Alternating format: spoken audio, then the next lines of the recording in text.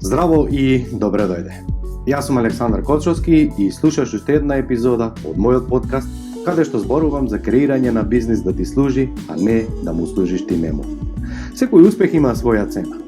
Една од цената која што треба да ја платиме за да изградиме успешен бизнис и живот е лична едукација, а тоа е што представува моја страст. Со нас денеска е Ружица Николова, која ни доаѓа од Гевгелија, инаку еден од најуспешните луѓе кои што постигнаа супер резултати за брзо кратко време од учесниците на Mastermind, и тоа е и целта која што денеска ја повикав на денешниот подкаст да ни се придружи, односно да ја сподели нејзината приказна за тоа кои се патиштата, кои се премрежијата кои што секој еден предприемач мора да ги помине, особено кога се работи за женскиот предприемачки, да кажам, стил на водење на една успешна компанија.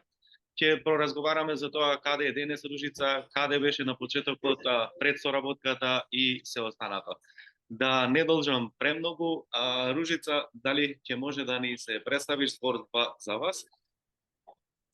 Јас сум Ружица Николова, менаџер во фирма Vivitex, која се занимава со лонг производство, доработка на производи во областа на текстилот. Постоиме тука во Гевгелија од 2009 па наваму. Имаме сега моментално 90 вработени. Успешно се справуваме со предизвиците и незначително дека само менаџерот е жена. 98% се жени во фирмата. Така да го разбиваме митот за дека жените не умеат и не се способни за тоа. Како и секоја фирма и како секоја индустрија секогаш со нови предизвици,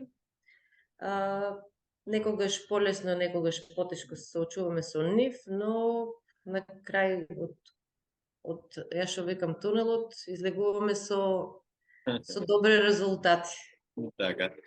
Ружица, може ли да не кажеш која беше идејата воопшто да се охрабрите, да кажем, нели, да влезете во оние многу мал процент, да кажем, на женски предприемачи, поготово во, да кажем, вие работите во една индустрија специфична каде што не има добар глас, а напротив вие ги рушите бариерите. Па би сакал чисто, нели, за вашите почетоци. Дали тоа беше, работевте за некоја компанија па не бевте задоволна, дали може би тлееше некоја идеја? Па фирмата е отворена во времето кога во оваа општина прилично имаше премногу циркулација на такви фирми, се отвараа многу фирми, но со текот на времето во 2009 година, кога беше економската криза, се филтрираа тие, да кажам, сите фирми, остана квалитетот, а после економската криза можам да кажам дека прво и основно ни беше митот да го разбиеме гласот, што не биеше нас во нашата индустрија. И се уште ја водиме борбата, тоа да кажем ај на национално ниво, додека на општинско веќе ниво сме препознаени дека фирмата не е баш оно што го слушаме на телевизија и за секоја некоја грешка или за секоја некоја неисплата и за секоја некоја злоупотреба сме представени првата слика. Јас секогаш викам дека не сме во контекстот на разговорот, ама некако сликата остана во позадина, тело подврти. Последното што ми остави впечаток беше промената на законот за работно време, кој, не знам, не сум во стек дали е изгласен или не, беше за автопатите. Не знам дали приметивте на некој од телевизиите, тело под позади пак беше шивачка машина, немаше врска со контекстот. Така да, мислам дека таа битка ќе ја водиме уште многу. Битно е дека кај нас во нашиот регион го разбивме тој мит, ако некогаш се одлучуваа за нашата гранка заради тоа што немаа каде, Сега мислам дека изфилтрирано е тоа, го оставаме за последно. Мгм. Секој со своите квалификации не бара нас. Така. А како започнавте? Која беше идејата на 2009 да започнете? Идејата беше сосема од, ајде да кажем, економски односи, бидејќи сите знаеме како завршуваше приватизацијата во Македонија, така да јас и сопругот како една идеја за да ги вклопиме сите членовите од нашето семејство некако да екзистира, Мгм. така почна идејата за отварање на бизнис каде што ќе можеме сите да се работиме. И оттаму почна се.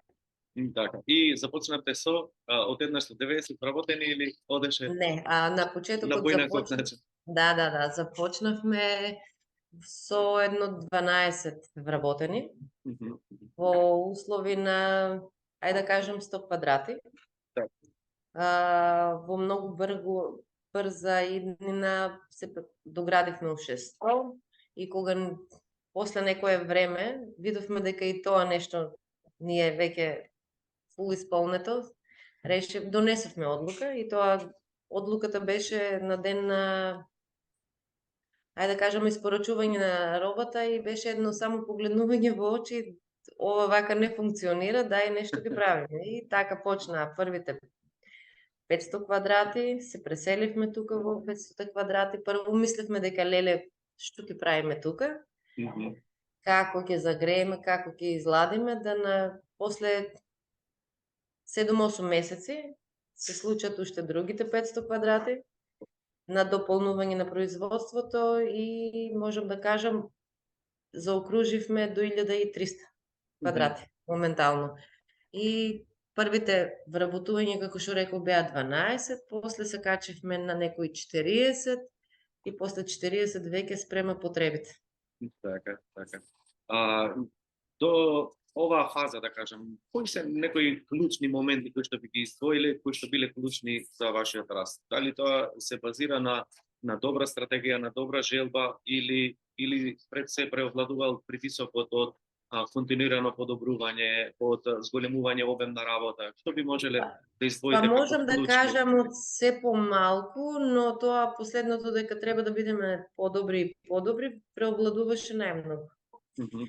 Стратегијата ја правевме, но секогаш беше квалитетот, одговорноста, мислам стратегиите таму ни се движеа во тој правец и на крај едноставно сакавме да докажеме дека и ние тука во Мгм. Гевгелија знаеме да имаме и квалитет Да. и да, како што моментално сме со брендовите кои работиме, сме единствени тука, Мгм. Мгм.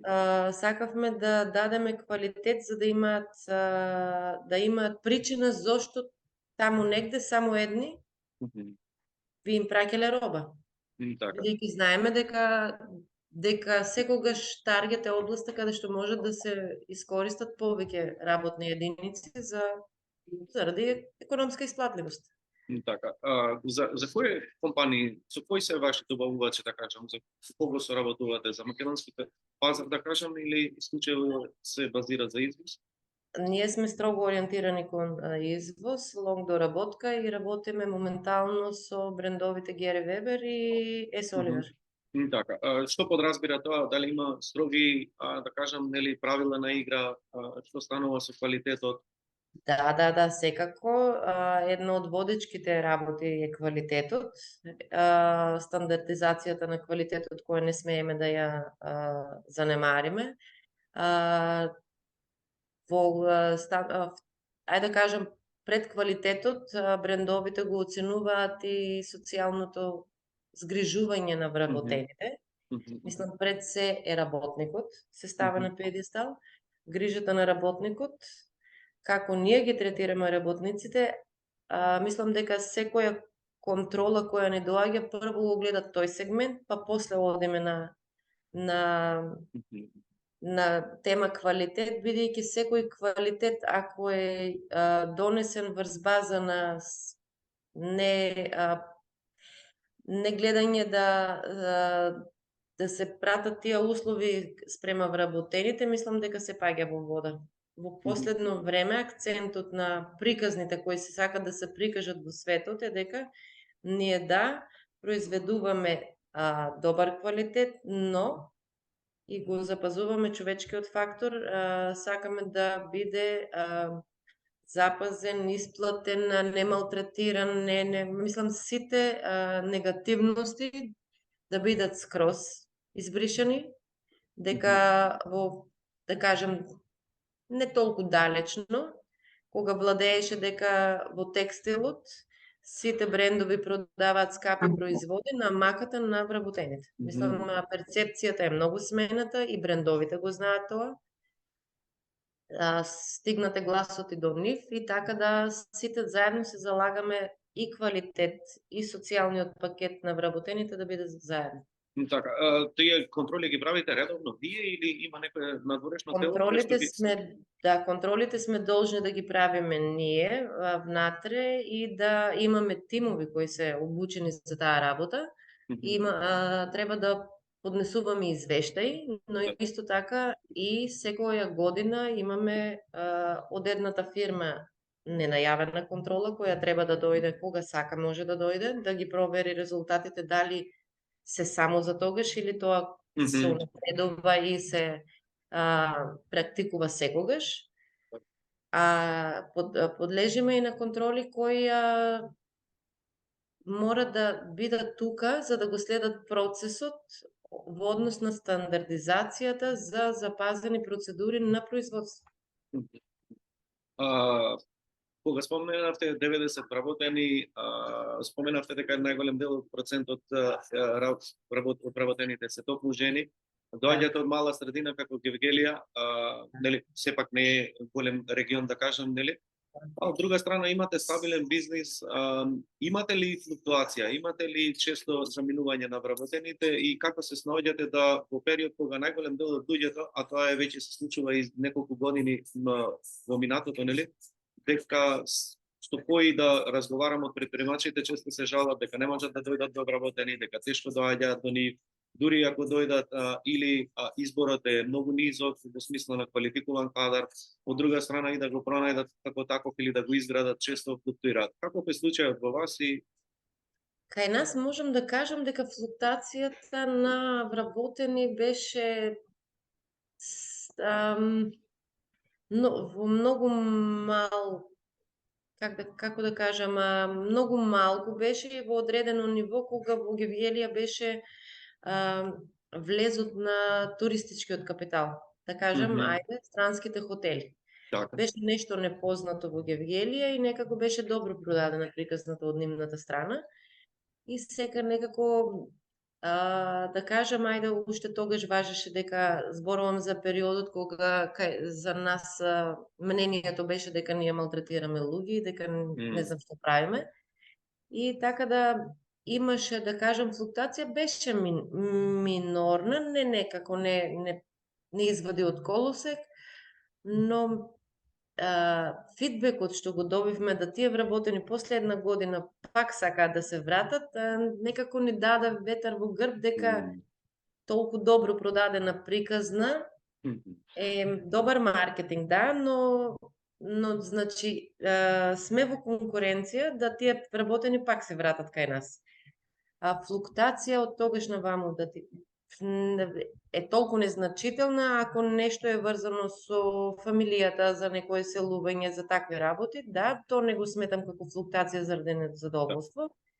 Тоа е природен процес и можам да кажам дека од октомври минатата година можам да се пофалам дека сме капацитетот ни е исполнет 100%, моменталниот капацитет на машини што ги поседуваме, ни е исполнет 100% и можам да кажам дека јавување, барање работа кај нас, се уште продолжува да ние не можеме да одговориме на капацитетот кој тие би сакале да дојдат кај нас, ние немаме поставено зголемување на капацитетот за да ги примеме.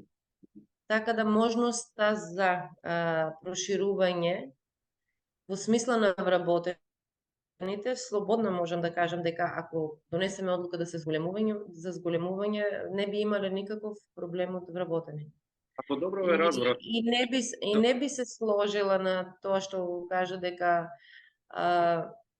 вработените нема вработени, бидејќи ако се сеќаваш во јануар месец кога почнавме да соработуваме јас и ти, не дека јас се жалев од нема вработување, но после 2-3 часа, мислам на коучинзите што ги имавме, сватив дека да, во право си. И од тогаш наваму, кога ќе ми каже некој дека нема вработени, јас реагирам како што ти реагираш, а јас те гледам. Кај мене веднаш се јавува алармот, чекај, стоп, нешто е погрешно. Да, како што учевме на предавањата, да, можеш да му објасниш на некој кој е спремен да го прифати тоа, не можеш на некој со сила да му објаснуваш дека греши, но мислам дека општо мнение дека зависност дали ќе имаш вработени или не е грешка кај менеджментот. Така, токму тоа сакав да прашам. Која е разликата да некој се мачи, да не може да пронајде, дури еве во Скопје, да кажеме, ајде поголем град, нели, каде што е полесен пристапот до поголема маса, да кажеме, ајде за луѓе. Од друга страна, вие работите, рековме, во индустрија каде што не е на добар, да кажам, нели, на добар пиедестал, како да кажам, нели?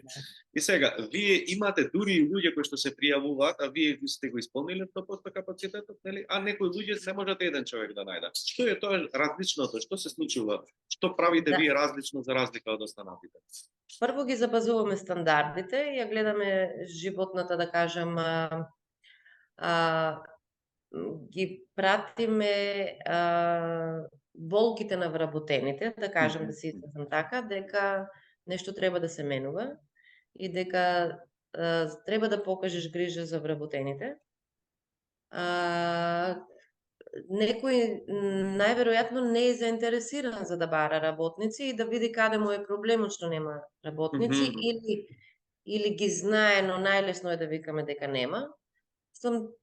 Толку е едноставно и не знам како да се изразам, кај нас, например, работевме на тоа, не дека ние како фирма не можевме да кажеме да, сите го плаќаат тој дел или сите не го плаќаат тој дел, па ние ќе се вклучиме кон масата. Целта ти е да бидеш нешто поразличен. И тоа нешто поразличен, да ги задржуваш принципите со кои си тргнал и повремено да бараш соработка со вработените, предлог на идеи за да како можеме ние сите заедно да функционираме и како разговор со вработените во смисла што е тоа што тебе би те стимулирало да останеш во таа фирма. Зошто би се отишол ти во таа фирма? И како што на последниот час разговаравме, го поставив прашањето пред сите вработени и баш тоа јавно прашав дали некој ќе си оди заради пари. Мислам, првичниот основ за сите ние што работиме е платата, така? Нормално, така. Да. Но вториот, што мислам дека е поголем процент зашто вработените флуктуираат, е односот на вработените, на менеджментот кон вработените. Атмосферата во која работиме и грижата за нив, осеќајот дека тие некаде припаѓаат и дека да, тука е некој за нив. Кога ве слушам вас, ги зборувате клучните работи, значи задоволување финансиски пред се, нели, нормално дека човек ако се бори за екзистенција нема, тоа е основна човекова потреба, нели? Ако се грижи за сметки, за храна и за се останато, он не може да биде продуктивен, нели? Ако таа гранка ја задоволиме, веќе доаѓа некоја сосема друга, нели, колку ние сме припатени, колку имаме каков однос со менеджментот, како што кажавте, со лицата околу нас, сето тоа што влијае, нели, дали ние ќе се чувствуваме среќно, нели, удобно на работа, или нашиот ум ќе покрај работата ќе одлута, нели, дали ќе одиме во Германија или некаде на друго место. Сега, кога вас ве слушам, истите зборови ги слушам и од другите луѓе. И оние кои што имаат проблем. Исто викаат, плата им давам, се има, услови има, се останато. Дали токму е разликата да некој зборува и применува или некој зборува ама нешто или не применува или И јас би кажала дека не слушаат. Мгм. Нешто што најважно го научив од мастермајндот е дека прво треба да научиш да слушаш.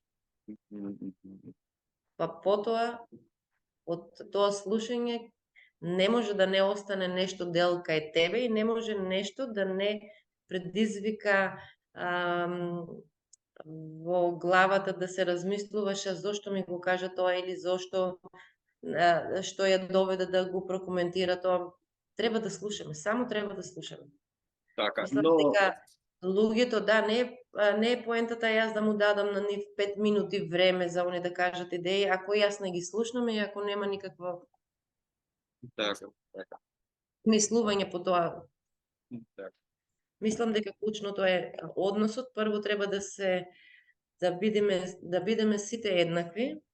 Примерот од Хилтон, сите еднакви за да можеме да дадеме некоја сигурност кај другиот да се осети дека ние сите сме во исто, па да почнеме да споделуваме. Додека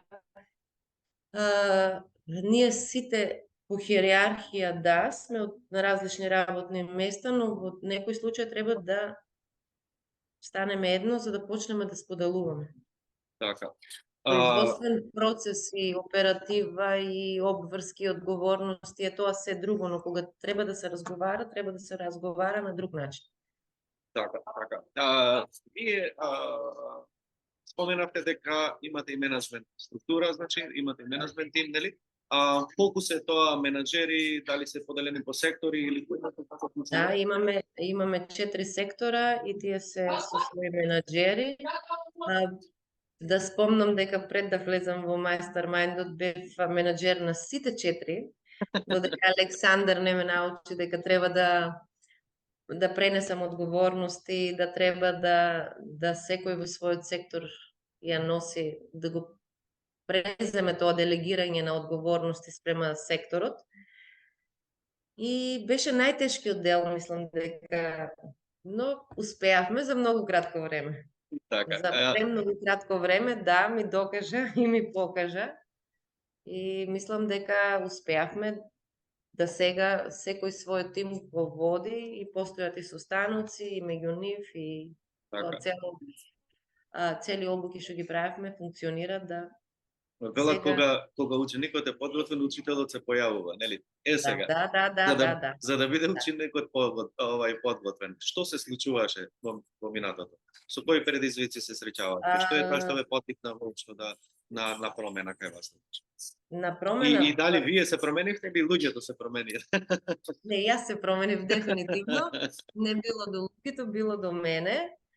Што ме натера да седнам и да викам мора да постои нешто повеќе од ова, да јас не треба, нешто е кај мене, да јас не давам кај што викам само јас можам тоа да го направам. И видов дека тоа е нешто невозможно јас да бидам на 4 места.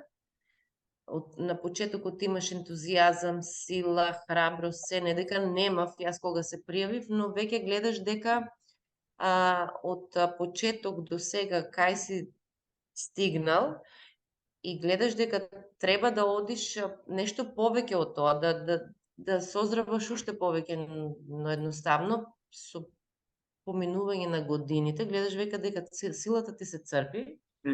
И па го правиш, но не си способен за поголем раст во друг сегмент. И така ми се случи Александар, ми се случија предавањата и како изгледаше еден ваш ден? Јас како изгледа? Да не звучам погрешно. Јас секогаш им велам на луѓето, јас не сум причината за нечива промена.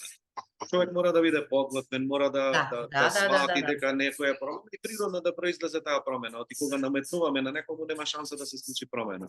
Сега, за да изградите вие толкава компанија за почит, за да изградите толку вработени, за да работите за странски капитал, за странска компанија, каде што пред се контролата, времето на испорака, сите критериуми се битни. Тоа пред се бара труд, бара заложба, нели? И како да кажам, не би звучало фер да кажам дека јас сум заслужен. Значи, вие сте ја растеле компанијата од нула до сегашно ниво. Вие сте поминале и денови непреспиени, ноќи непреспиени, сигурно не се случувал успех од рамна линија. Значи, вие на некој начин сте морале да растете со самата компанија, нели? Да се грижите и за набавка, и за репроматеријали. Сигурно се случувало и грешки од испорака, од ваша страна, грешки на добавувачите и останато, нели?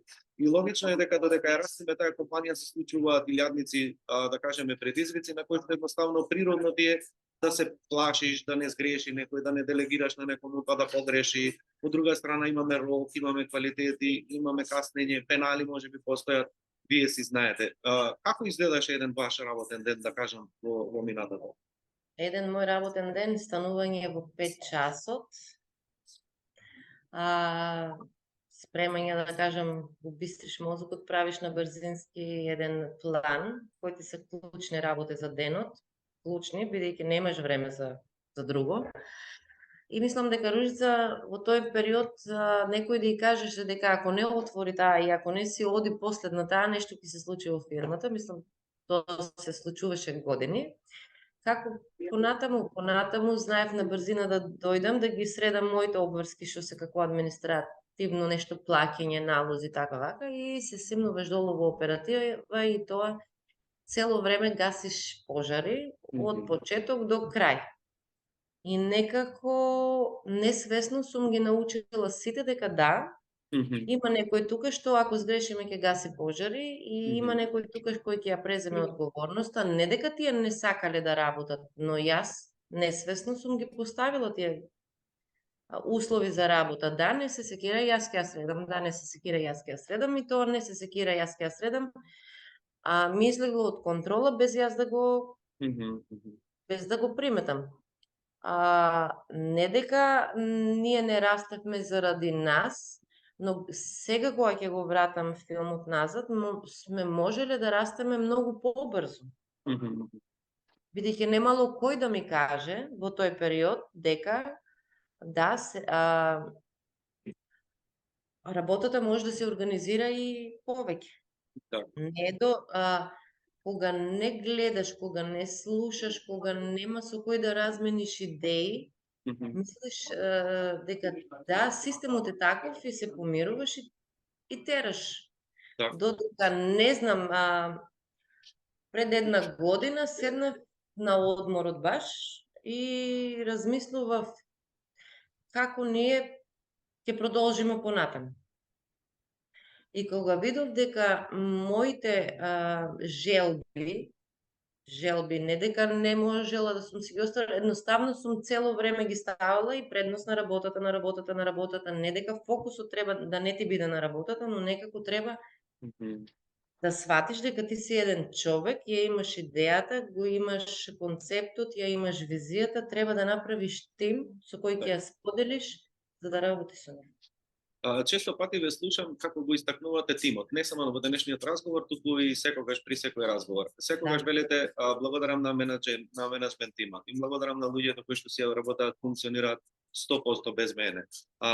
Многу сум задоволна затоа што сите од планирање, од организација, од координација, од мотивација, бонус програми имате воведено и се останато, дека 100% функционира тимот. Колку уствари дали имавте среќа или некако ги градевте или што се случи да имате фантастичен тим, да кажам, пред се? Тимот го имав тука, менаџерите што ми се веќе долго време тука. Ми се случи да се заблагодарувам на нив, бидејќи сватив во еден период дека и јас не сум му давала слобода на работење, дека да, тимот бил тука и сакал да помогне, но едноставно или немам пренесено доволно, дека да, можеш да работиш, некако сум го стопирала тимот, да преземе иницијатива, да донесува одлуки, да било што. Кога, ако се сеќаваш, кога се сретнавме, викав дека ми е хаос. Тој хаос не дека реално постоел ми бил на мене во главата, бидејќи јас сум била во хаос и сум немала точно предвидена програма по кој ќе се движам. Немам оставено одговорностите да ги преземат другите. Едноставно, еден човек не може да биде се. Така.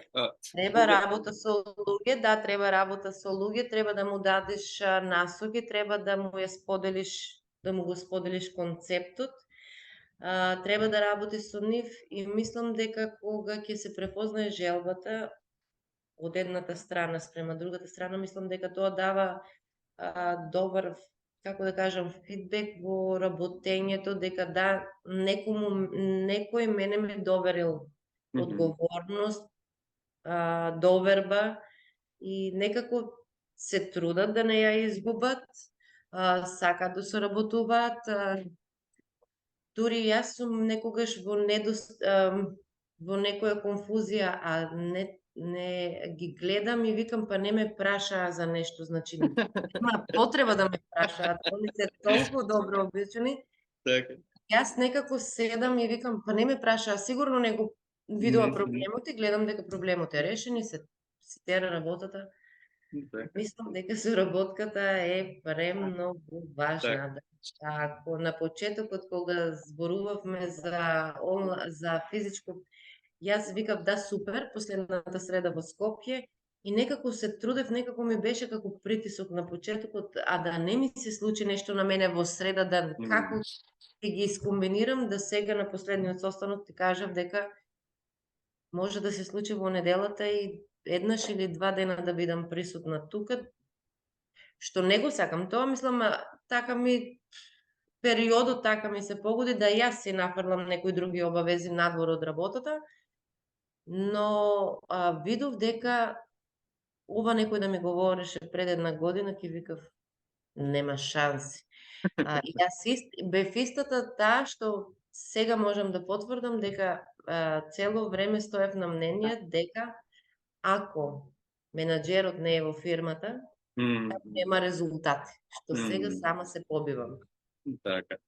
Само им должам на гледачите едно објаснување. На 2 пати ве слушнав хаос. Само сакам да кажам за како вие хаос зборувате, да не ве сватат гледачите погрешно.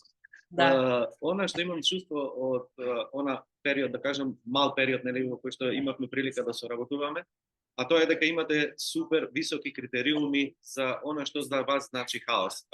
Кога е бил вашата компанија, вашиот начин на работење, кога би го споредил со други останати компании со кои што сум имал прилика да работам, ова е далеку од хаос за голем број од луѓето што значи. Тоа значи само дека имате високи вредности и она што за вас значи хаос, тоа значи само дека имате уште почирока перспектива за тоа како треба да се функционира една современа компанија, како треба луѓето да функционираат понатре. Пред се тоа мислам дека се должи само на вашиот напречен порив кон совршенство и кон усовршување. Да не сватат погрешно на хаос, дека не знам, се случува чуда. Она што е за некого хаос, за некого е супер, нели? Супер. Како изгледа денес вашиот ден, да кажем, колку активно функционирате, како функционирате?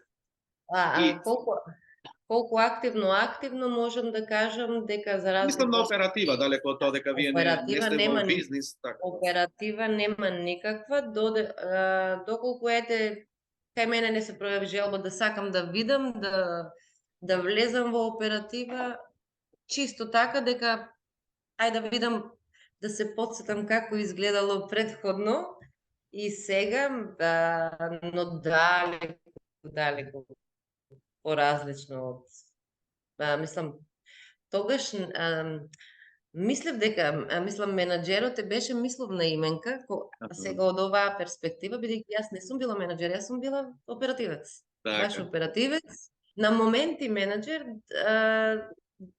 во момент кога треба некоја административна што не може никој друг да ја сработи. Тоа е моје задолжение, а сум била 90% од денот оперативец.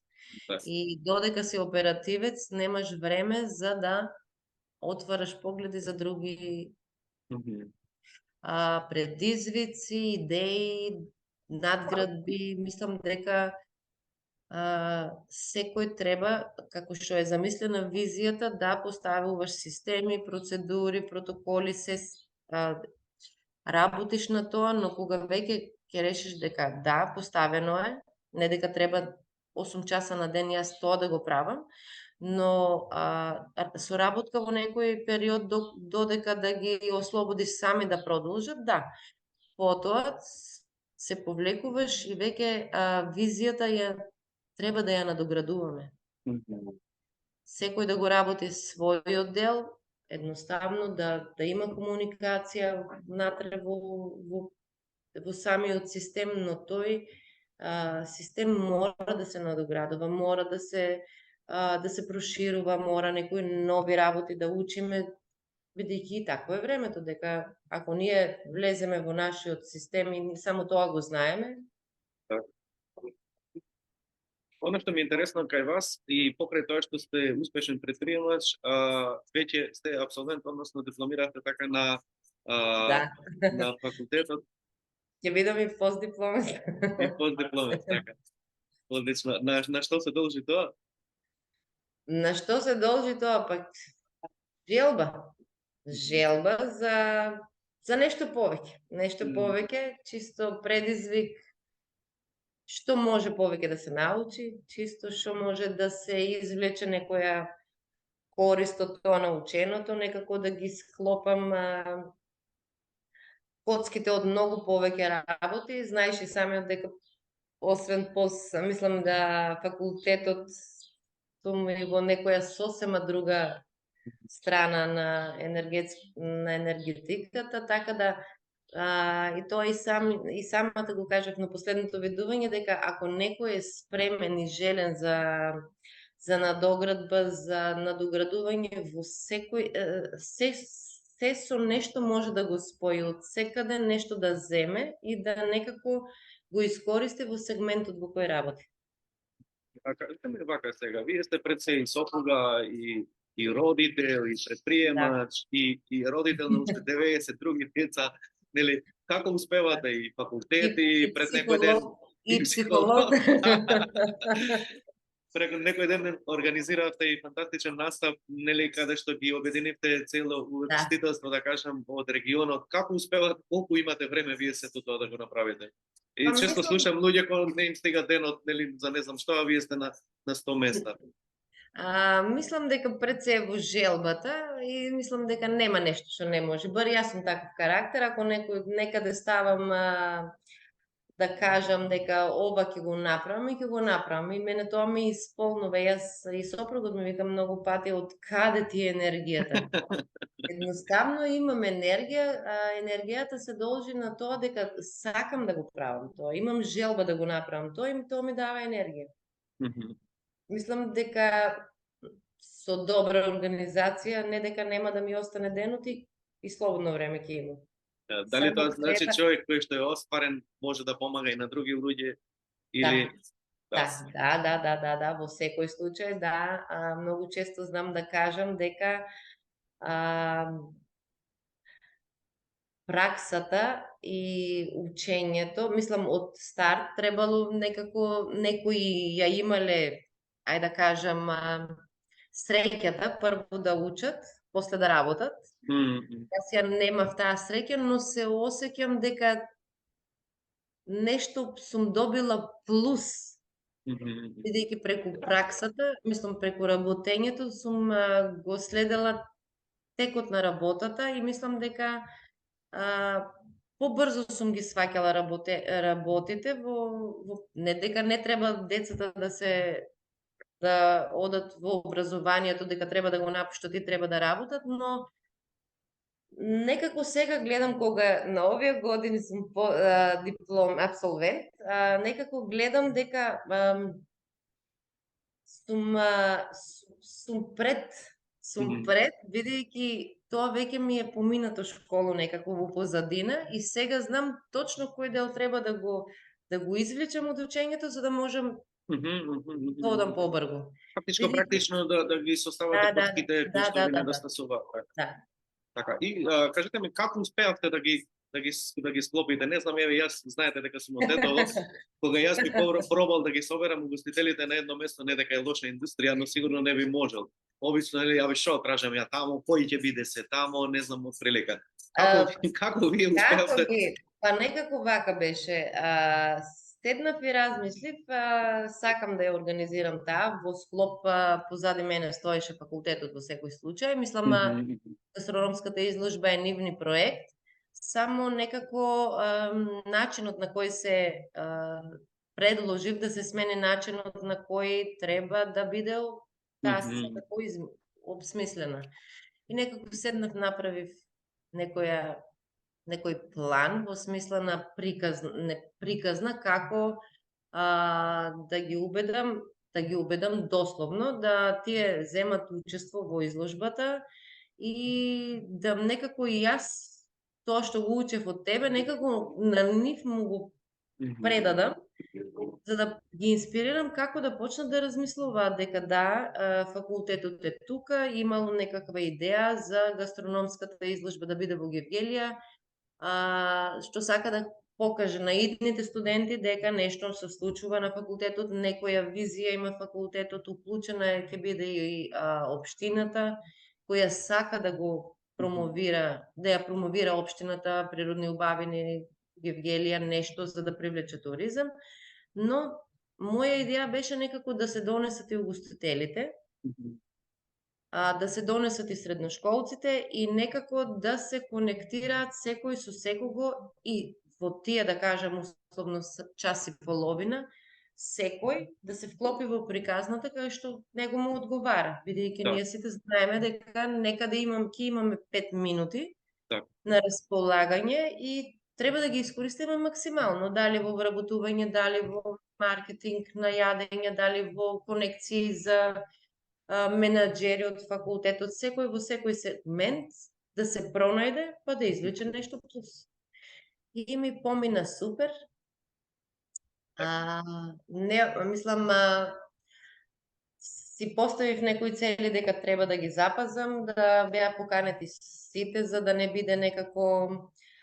Мислам, такава сум и по карактер, не сакам некој да се осети дека нешто е скокнат, да делби, тако нешто кај мене не постои. Мислам дека тоа ми произлегува дека од вработените, за мене нема некој над некој под, сите сме исти. Кога разговараме за проблеми, грижа, така да тоа некако го пренесев. Знам дека ми е од таму. И успешно, задоволна сум, привлече внимание.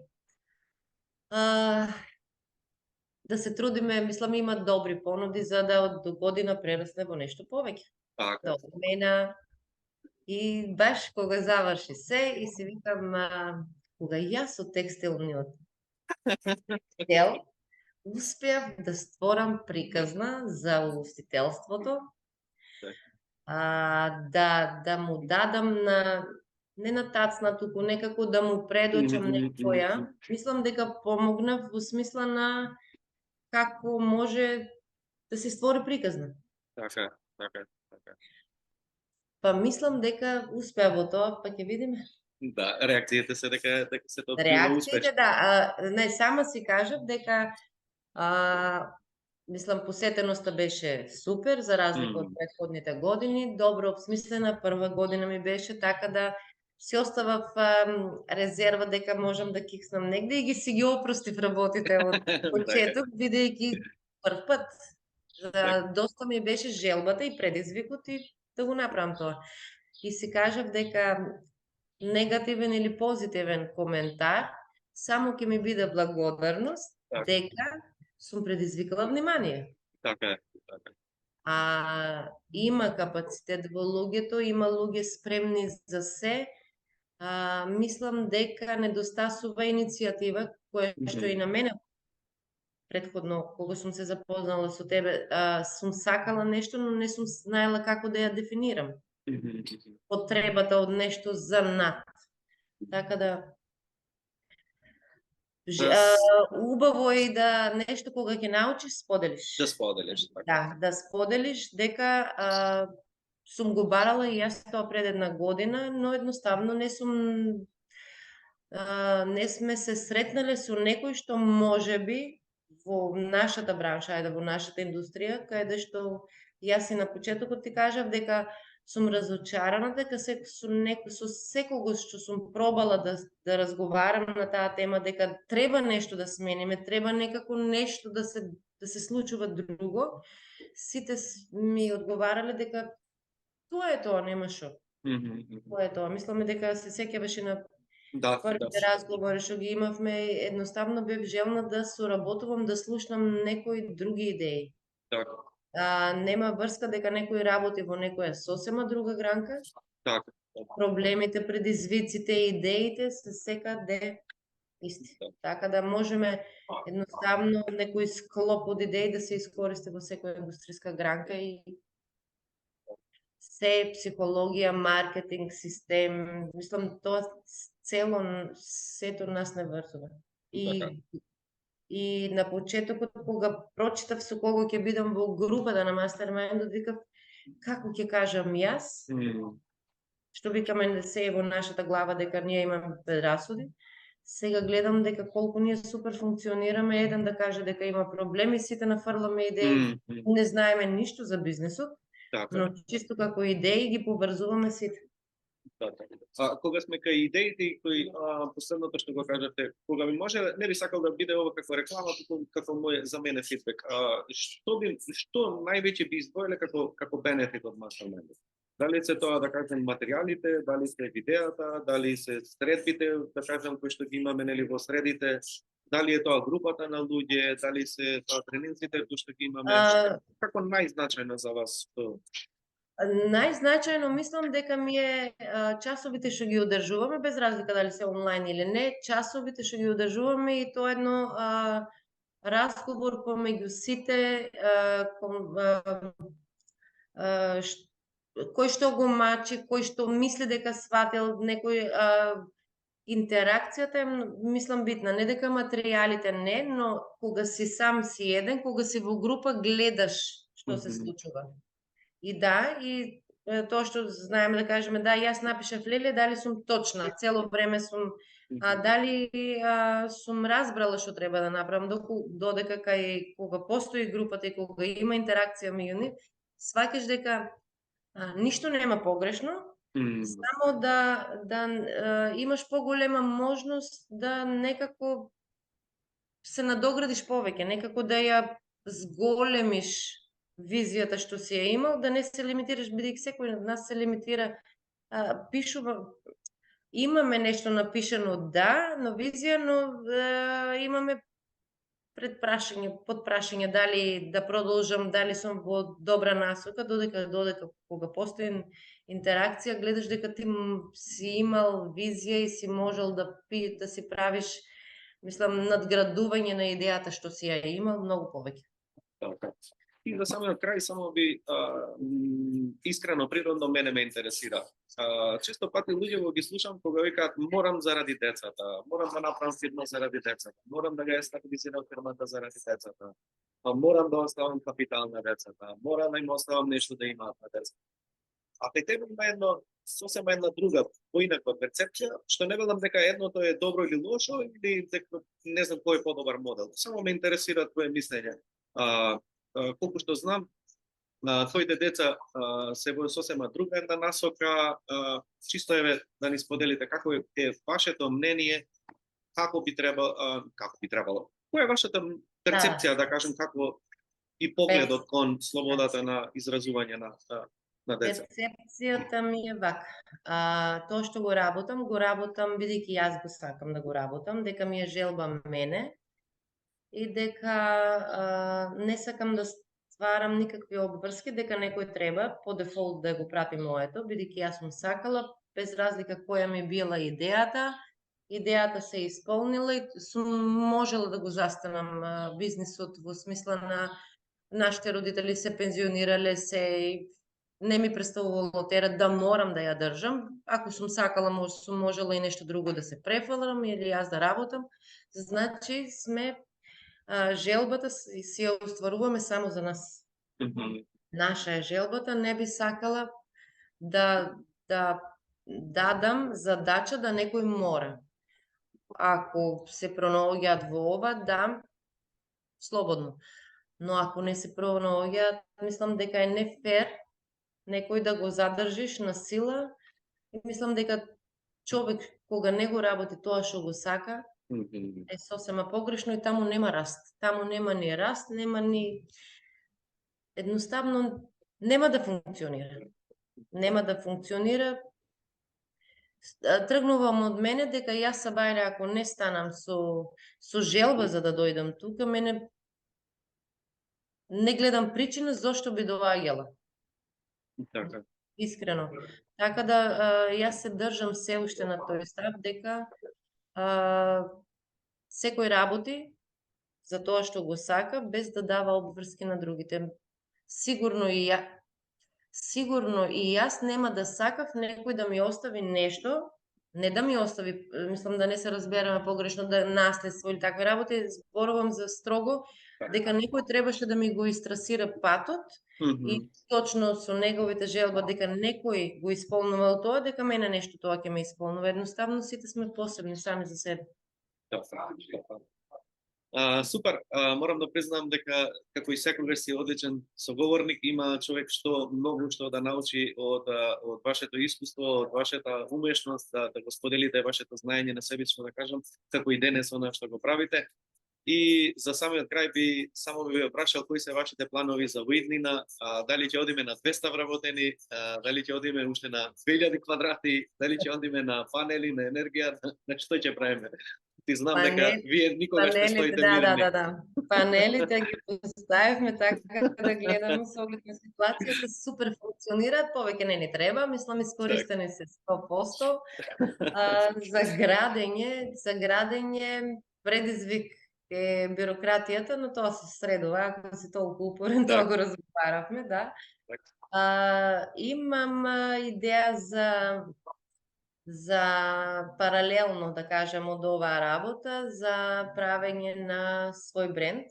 Мислам, тоа е веќе во подготовка, се работи на тоа, а паралелно не кажувам дека пасија ми е, мислам дека некоја желба, не на докажување, туку така како предизвик, бидејќи е голем проект, условно кажано циркуларна економија, но тоа се сведува на некаква употреба на ѓубрето што излегува од кај нас, мислам во текот на процесот и е тоа нормална работа за некако да се искористи тој отпад за да се направи нешто друго или во некоја како да се искористи како некој вид друг на суровина. Тоа е голем проект, почнувам од некаде, бидејќи е некако поголем проект од овој што го имам. Некако ми е некако ми е предизвик дека да си стигнала со ваква поставеност и тоа се функционира, така да дај нешто да ја дигнеме од таа страна, дигнеме нешто висината, па да водиме на поголеми проекти, да видиме како ќе Како велат, еднаш предприемач, секогаш предприемач. Да. Штом спласнува едно решение, еден предизвик, одиме кон следен чекор и тоа е умешноста и сигурно. Па треба да си бараме предизвици, иначе... Така. Инаку ќе не најдат тие нас. Да. Да, баш така. Супер. Ружица, има ли нешто што не те праша, па сакаше би сакале да ве прашам? Или тоа би било се за денес? Чисто една препорака на сите дека не знаев што значи тоа, не ги слушај другите, но сега сватив дека ако нешто имаш визија, нешто имаш, не прашувај таму каде што не се спремни да ти даат одговор. Не прашувај некаде дека кај што сакаш, бараш начин како да ја застанеш идејата, па да се... Мислам дека нема, не дека сега не зборувам за нереални работи, но мислам дека секоја визија што некој ќе си ја постави пред себе, временски не е толку битно колку тоа ќе се оствари, но нема шанси да не се оствари ако оставиш здрава структура како ќе се движиш низ неа. Мислам дека на почетокот, кога сум влегувала во оваа работа, и кај мене се, например, несвесно поминувале некои слики, да кога ќе видам некој на кој успех стигнал, викав нема шанси. И па него му личи, јас не се гледам таму. Така да мислам дека тоа е многу погрешно и дека би препорачала да го тргнат тој мајндсет сите, дека сега моментално, како што ви кажав на последното, ми се случува да седнам и да викам, Боже, неприметно стигнав до таму кај што нешто ми било како забрането да помислам дека ќе бидам. Секоја идеја која ќе поставиш здраво, која ќе се држиш до неа, мислам дека не треба да се откажуваме во ништо. Баш во ништо. Сум можела многу побрзо да стигнам кај што сум. Не сум искористила, немало кој да ми каже, но сега сум благодарна што и за овие 6 месеци еден куп работи што сум ги сакала и сум ги средила и како ветар во грб дека можам сега, ајде да не кажам небото ми е граница, условно речено, не дека нешто нереално сум си замислила, нешто сум поставила, реални цели, кај што сакам да бидам и сум стигнала до тие. Иначе најлесно е да кажеш нешто нереално, па не можам. Знам, препорака до сите да бидат упорни и да се држат до дисциплинирано до своите визии, како што му се поставени како системи. Тоа не е случајно дека некој така сакал, или не е тоа нешто административно или бюрократски, тоа е држење до самиот ти. И да бидеш реален во секое време, кај си. Не остави без спорови некој. Благодарам за денешното учество. Мене ми летна времето, гледам поминало 1 час од прилика. Уште еднаш ти благодарам и посакувам уште подобар успех и да си ги остварите сите ваши замисли. Аз знам дека вие тоа го можете. Благодарам, Ружица, и сега. Благодарам и на вас. Ти благодарам што одвои време да ме слушаш на овој подкаст. Доколку сакаш да соработуваш со мене, најдоброто место е да се информираш за актуелните понуди е www.aleksandarkochovski.com и секако немој да заборавиш да се претплатиш на мојот ньюслетер, каде што исто споделувам бесплатни информации и навремено ќе дознаеш за сите бесплатни онлайн тренинзи.